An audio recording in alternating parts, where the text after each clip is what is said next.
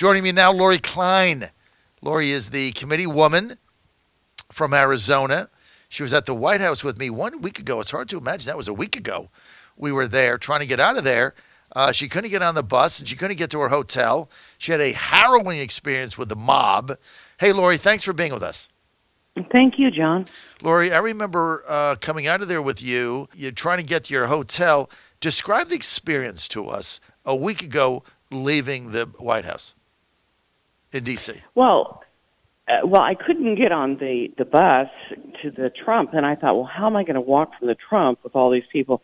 So a group of us were trying to get over to I was at the Willard, one of them was at the W, so the White House police took us down to the Hamilton area where we came in and just let us out. Well, there was no police there. It was just the mob, and they started chanting, just swearing at us, threatening us, and we just walked as fast as we could at the time to get up to the Washington, and one guy got hit in the face.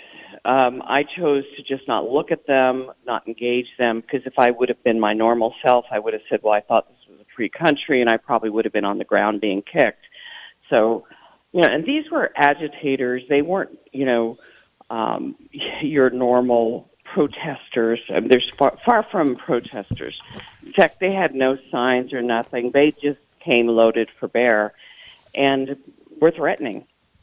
You've been to D.C. in the past, right? You never really experienced this, but you go to the White House and you go to hear the president's speech. You're part of the team that went to Charlotte, obviously. So we were all through that. So you go there and you're expected, to be able to get your hotel. And the scene, again, just to get everybody to understand, once you got dropped off, there were no police there. So it's like the mayor asked the police to get out of there, and so basically the streets were turned over to the mobs. That's right. And they were literally mobs. I mean, these people were waiting to cold cock you, like they did the one guy that was walking in front of me. And they obviously don't fear anything. In fact, I saw some of them checking into my hotel, the Willard, with backpacks, scruffy, a 12-pack, a soda, checking into our hotel. Somebody's paying for these people to come and do these kinds of activities. And then if they do get arrested for hurting somebody or a police officer, they have their bail taken care of, and they probably get a bonus. So wait. You're telling me that you were checking into the Willard, okay? Mm-hmm. And even with the RNC rates you got, I mean, that's like $350, $400 a night, right? So without an RNC rate, normally I got a really good deal. Yeah, but you're gonna pay $400 or $500 there off the street easily. Right. If it's not through the RNC or something of that nature. Right. So you're going to pay $300, $400, $500 a night to stay at the Willard, and you saw people checking in there that were part of the mobs? That's what it looked like to me. And I think Rand Paul noticed the same thing at the Hotel Washington. Right, he was staying at the Washington, right. Mm-hmm. I was there earlier in the night, and I saw him. I didn't see any of the mob there. But he was saying when he was checking in with his wife that people were coming in, they had keys to their rooms, and like, who's giving them $400 or $500 a day for a hotel, and then meals and T-shirts on that were Black Lives Matter, and so it was. Yeah, exactly. Where's our FBI? Why aren't they? I mean, they used to follow seditious groups and make sure that they knew who was agitating and doing what. I mean, Antifa is been designated a terrorist organization. So normally, our people should be infiltrating, finding out who they are, what they are, where their money comes from. But I mean, it's quite obvious to me when you have the corporate world giving $2 billion to Black Lives Matter that goes through Act Blue to what? Elect Democrats? Something is wrong here. Let me respond to this text. Very wrong. Let me respond to this text from one of our Dem listeners, Rufus, who says elite Republicans stay at $500 a night hotels. Hey, dude, wrong. Okay, absolutely wrong. First of all, if you're in D.C. and you want to stay at the Willard or the Washington, on any given night, Democrat, Republican, or anything else, it's $400 or $500. That's the rates. That's why nobody without any money can stay there. That's number one. Right. Number two, and he says, who pays for Rand Paul's stay? Rand Paul pays for his stay. We're asking you who paid for rioters and looters to stay at the Willard and the Washington. I can't stay there. I don't have an extra $500 a night lying around. I got to go to the other end of town to my condominium in Eastern Market. That's where I got to go. Took me 4 hours to get there. It's 3 miles away. Now, I want to know where they got the money. Bill Barr, yesterday, I'm getting tired of him, too. On CNN, Wolf Blitzer, all talk, no action. Why haven't these people been arrested? Why hasn't this money been traced? Who's funding it? Why aren't they on this thing? Hey, they can. It seems to me the FBI's got plenty of time to be spying on Trump's campaign. Why can't they go figure out who's funding this stuff? Well, it's a very good point. My husband's a former attorney general, and he screams every night that there hasn't been any indictments. I mean, when people violate the law, they should be indicted and held accountable.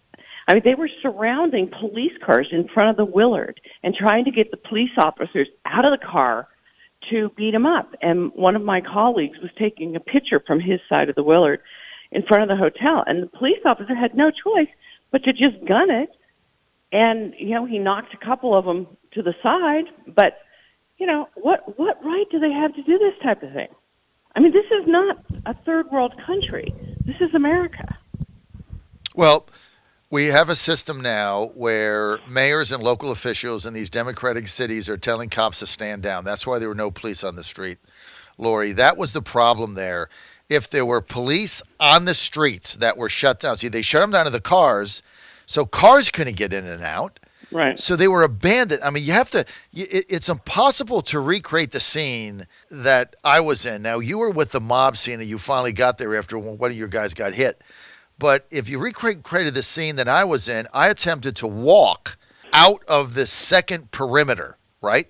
Because you had the first one that surrounded the White House. That was big. All the cops were there. Then you had the second perimeter 12 blocks away with all the streets shut down, right? There were no police inside that perimeter. They were only on the outside of it, stopping cars from getting in and out. So I had a 12-block walk to get outside of the second perimeter to get to transportation, to get to the Capitol, which is where I live. And there was no one there but the mobs. They ran that 12 blocks. They ran the streets. And if they felt like ganging up on me 15-1, I'm a dead man. I had no way to get in or out. I had no protection. I have no gun. I didn't have a bat. I had nothing. And you can't duck in anywhere because everything is shut down. So I've said this over and over. The only thing that saved me is I'm just a big guy. And so I never encountered a mob with over 6 or 7 people, not 15, 6 or 7. And, yeah, they threw things at me and spit at me and stuff. But I'm big, so I was able to get through that. If I was with my wife, I don't know what the hell I would have done. I would have had to retreat back to get back inside of the White House grounds if they let me in there. I mean, it's and nobody seems to think this is a problem. Oh, it's ridiculous. They should have had the guard there or something. I mean, if the police didn't want to be there, we should have had some type of protection. I mean, even when we got to Hotel Washington, I said, look, can you help me get over to the Willard from here? Oh, no, we can't help you. Like, really? Karl Rove's personal driver happened to see what happened to our little group, and he stopped he had one of those Escalade limousine things. He stopped and had somebody come in and tell us that for $50 he'd take us to our hotel. So 2 other couples and I jumped on it. We got in, and he took one to the Sofitel, one couple, took me to the Willard, actually walked me to my front door, and then took the other people to the Trump Hotel. That was the little guy that got hit in the face, was staying at the Trump. So if that guy hadn't have seen us and what we went through and been kind enough to get us out of there, we would have probably been sitting in that lobby till 3 in the morning or whenever the rioters got tired, whereby we could sneak around the corner or, the Sofitel's a couple blocks up. Mine was just around the corner to get to our hotel. But, this is just ridiculous. I mean, I've never seen anything like it. And I'm pretty, I've been down with the the Contras, when the Sandinistas took over Nicaragua and went into their camps. So I'm not a wimp. But to have this happen, and, I'm in Arizona, we carry here. You can't do that. And to fear for your life like that in this country from a bunch of, goons that are trained to intimidate you, it's ridiculous. Well, they were goons, and I mean that's the right word to say. But the thing is, they were paid to be there. Somebody funded them. Right. This was not people that live in Washington D.C. that happen to be pissed off and come and do a peaceful protest like CNN lies to you, and they say there's mostly peaceful protesters as a store burns down to the ground behind them. Right. Which they were caught on TV. Let me give you a text here from Barry in Virginia. Barry says, John, Dan Bongino said the same thing. He was checking out of his hotel the next day. Two of the guys that were harassing him and his wife the night before were staying at the same hotel, and he said it was not cheap. Follow the money. I mean, you're checking out, and now you're checking out with two people that were harassing you the night before that are staying at a $400 or $500 a night hotel in the center of D.C. I mean, you got to be kidding me. I know. And then to make matters worse, I had a 3:00 flight, so I was planning on sleeping in. Oh, no. They told me that if I didn't get out of that hotel at 6 a.m. and get a taxi, I wouldn't be able to have a taxi or Uber. I'd have to walk through another mob of protesters for 7 blocks with my heavy luggage in order to get an Uber or cab, and I might not even be able to get one because all the streets are going to be closed down for the protesters.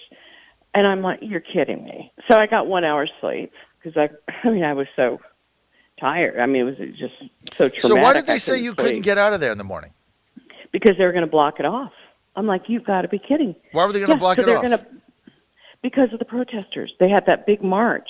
On Saturday, the next day, on Friday. On Friday, that's right. Yeah. So you had to get out of there at 5 a.m. to get to 6 a.m. Get up at 5, get out at 6 to get to the airport and wait for 7 hours. Unbelievable. But I felt safer at the airport than I did downtown. Yeah, it's a sad situation. which is very sad. Well, it's sad and it's sick.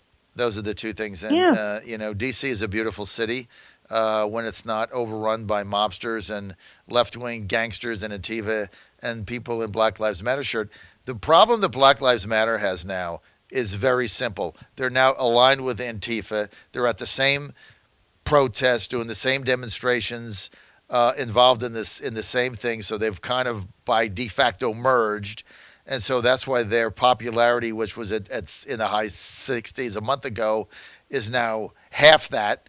I mean, people just see them as they see Antifa. And, I had Scott Rasmussen on 3 hours ago at the 7 o'clock hour, and he had some very stunning polling that 50%, he did a poll, 50% of Americans, this is across the table, Republicans, Democrats, black, white, whatever, 50% thought that the mobs and the lawlessness was going to come to their town next. 50%. That's a stunning number.